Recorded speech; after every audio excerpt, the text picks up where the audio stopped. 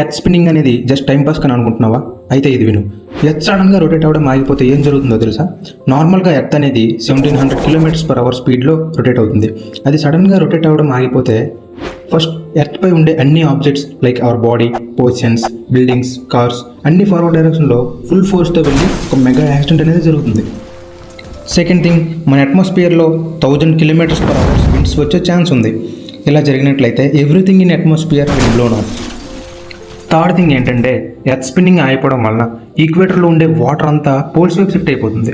So equator అంతా dry అయిపోతుంది, poles అంతా ఫ్లడ్స్తో నిండిపోతుంది. ఫోర్త్ వన్ ఏంటంటే, ఎర్త్ మ్యాగ్నెటిక్ ఫీల్డ్ వీక్ అయిపోతుంది. సన్ నుంచి వచ్చే సోలార్ రేడియేషన్ ఎర్త్పై డైరెక్ట్గా పడిపోతుంది. Fifth one side of the earth అనేది కంప్లీట్గా సన్లైట్కి ఎక్స్పోజ్ అయి ఉంటుంది అండ్ అనదర్ సైడ్ అనేది కంప్లీట్ డార్క్ ఉంటుంది.